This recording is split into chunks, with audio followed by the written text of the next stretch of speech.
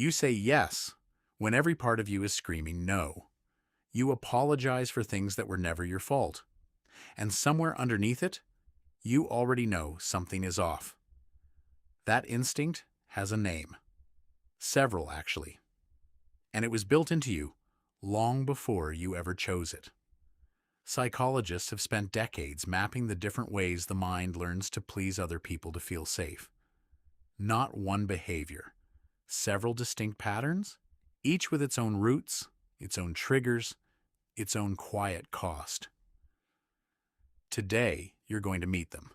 Let's start with the one hiding underneath almost all the others, the Fawn Responder. This one doesn't feel like a choice. It feels like survival. Trauma therapist. Pete Walker expanded the classic fight-flight-freeze model by naming a fourth response, fawn. Where fight resists a threat and flight escapes it, fawning appeases it. You make yourself agreeable. Instantly. Automatically. Before you've even decided to. You'll notice it in the body first. A tightening in your chest, right before you say no problem to something that is, in fact, a problem. For a child raised around unpredictable anger or emotional withdrawal, keeping the peace wasn't a personality trait. It was protection. And a nervous system that learns, calm them down and you'll be safe, doesn't unlearn that easily just because the danger is gone. So today, in a meeting or a friendship or a marriage, you may still be running that same old program, reading a room for tension before you've even said hello. The approval seeker. This one is quieter, less about fear, more about self-worth. Psychologist Sidney Blatt described a personality dimension called sociotropy, a deep, organizing need for closeness and approval from others, where your sense of value gets tied directly to how others feel about you. You'll recognize it in the small moments. Refreshing a message to see if they liked your response. Replaying a conversation, searching for the exact sentence where you think you lost them. It happens because somewhere along the way, love felt conditional, earned through performance rather than given freely.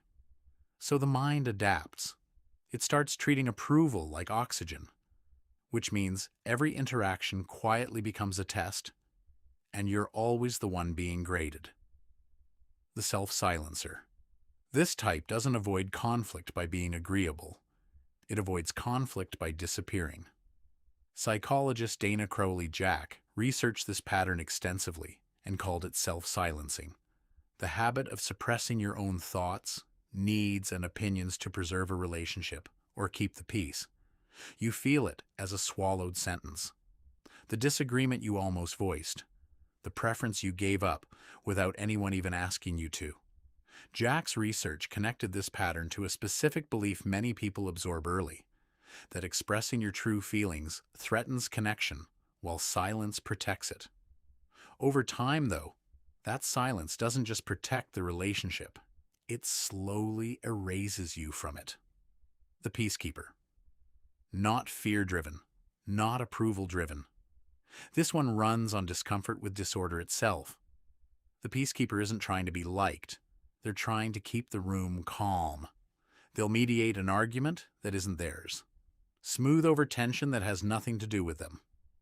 This often develops in households where conflict felt dangerous or chaotic, so the child learned to manage everyone else's emotional temperature just to keep the environment stable.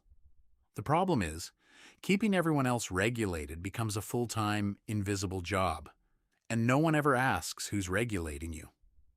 So here's what's actually happening underneath all four of these. Each one developed for a reason. Each one, at some point, worked. Fawning kept you safe. Seeking approval kept you connected.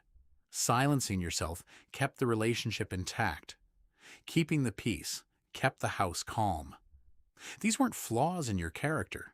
They were solutions, built by a younger version of you, using the only tools available at the time. And here's the twist most people miss. You don't get rid of a survival strategy by shaming it. You outgrow it by noticing it, by catching the moment it activates and asking a simple question. Is this keeping me safe right now?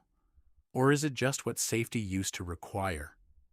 Attachment researcher Mary Ainsworth's early work on the strange situation showed something similar in infants, that a child's behavior toward a caregiver isn't random.